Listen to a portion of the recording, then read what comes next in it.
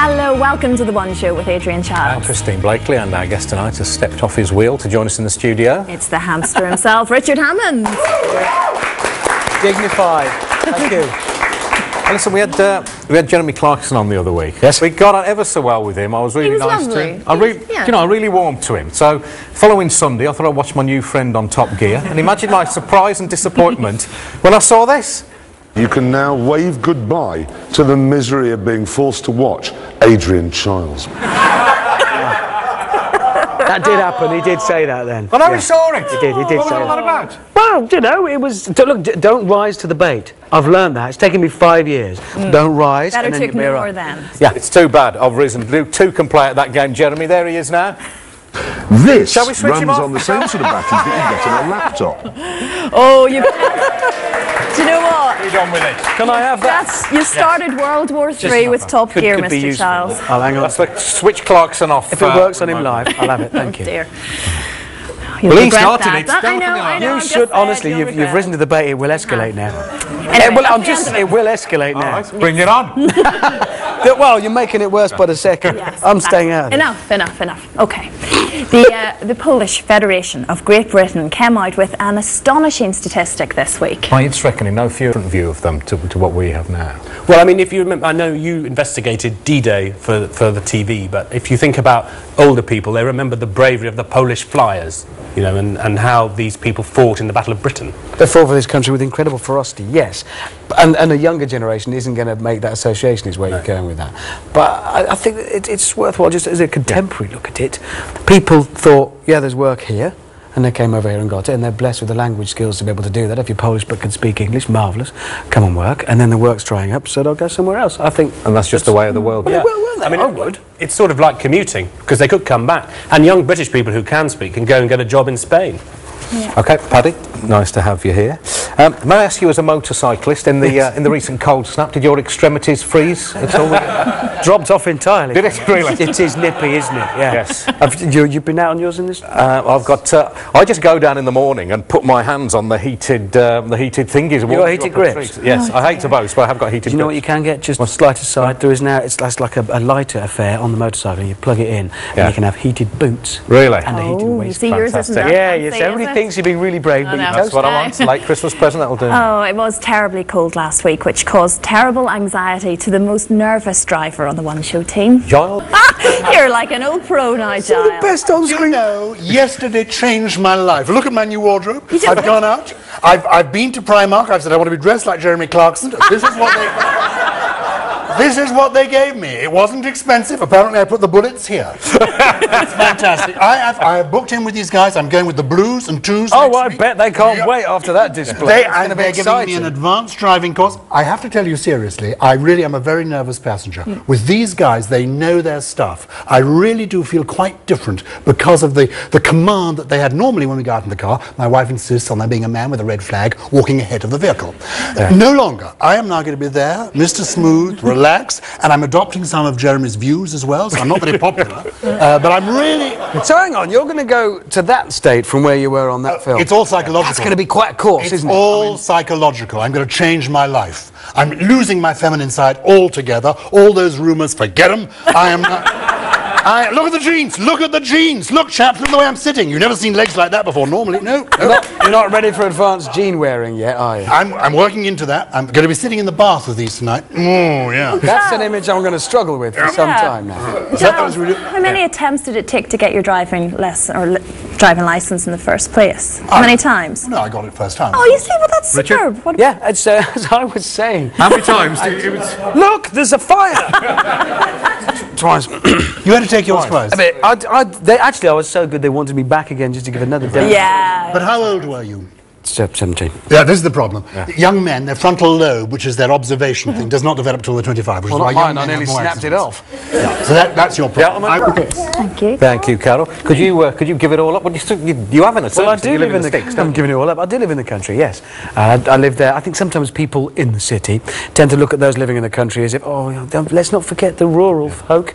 Like we've all ended up there by accident. Some of us live there on purpose. But I mean, wish them all the very best making that move. But they haven't learned the absolutely key lesson, Right. which is you move to the country from the city, then you don't go on about it, or you get everybody doing Keep it spoiled. Yes. City people can stay in the city, thank you. We'll all stay in the country where Quiet secret. we like it very much. Keep it quiet.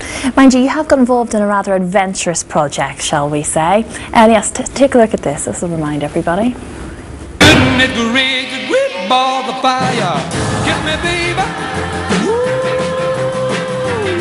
it feels good. Hold me, baby. Yeah, you gotta let me love you like a lover should.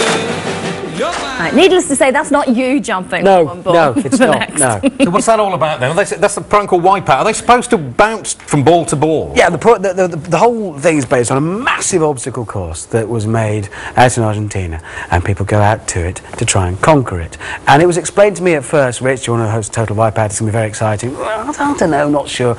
And then I saw the course, and actually it's that one particular part, that one particular obstacle is called the big balls. Yeah. And yeah, the idea is to get clear across all 4 of them.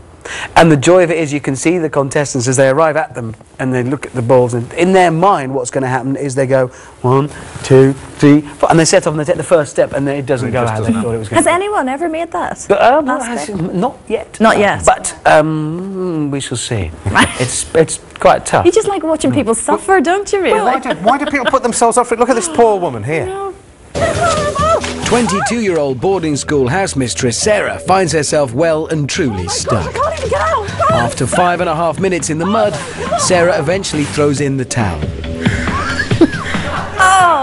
It's an intellectual programme. It really is. What's interesting is there's nothing new under the sun. I'm not sure when this clip is from. It must be 25 years old, something like that. It's a knockout. Jan.14 is a bank clerk who will get some teasing in his bank. Oh, look at that! Oh, look at the perfect action. Oh.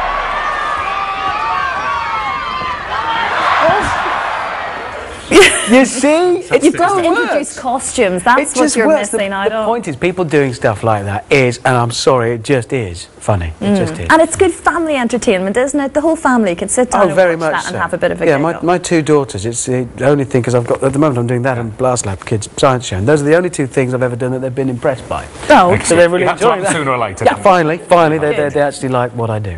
okay. Well, Richard, you keep an eye, obviously, on the latest car inventions. What do you think of this one? Oh, this is the Does that give flying a thumbs car. up? Yeah. Yes. Well, I've got a question here, and it's one raised by a learned colleague. I can't claim it for myself, James. And we were talking about flying cars a month or 2 back, and he pointed out, hang on a second, if your car, because people say, well, yes, if you're stuck in traffic, you can just fly away. If you've got something that can fly, why would you be in the traffic? Yeah. Why would you get up in the morning and think, I could fly to work, but instead I'll get stuck on the M6?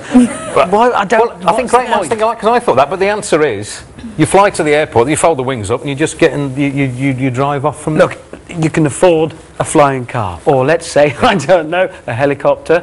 Okay. And then you can probably afford a taxi at the other end, can't you? Let's again be honest. It's probably not stuck. It wasn't a like, novelty. do I go on a bus or do I buy a flying car? Then nobody's ever thought that. Point taken, well made.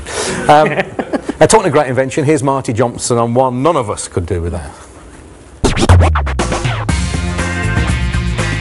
You can look to when things will become obsolete. There's a Richard Watson, a futurologist. Yeah, he's a futurist and trends expert. He's done a detailed study and he's written a book that's going to predict when things become extinct. All right, let's put Richard to the test here. So, Hey, what, me? Yes, you. Yes. So Well, when what do am you I think? I didn't see that this coming, so I'm no good. This fella has come up with a date when DVDs will become extinct. Have a stab. When do you think DVDs will be extinct? Give us a year. Yes, 2011. 2011. Oh, a bit premature there. 2018, he reckons, because that's when we'll download everything faster than we can, go out and buy it. Okay, so there you go. What about surprised, the actually. tie? The tie. You don't really wear a tie, so it doesn't really matter. But the tie, yes. Question. No, it's How long? not. Go on. What do you think?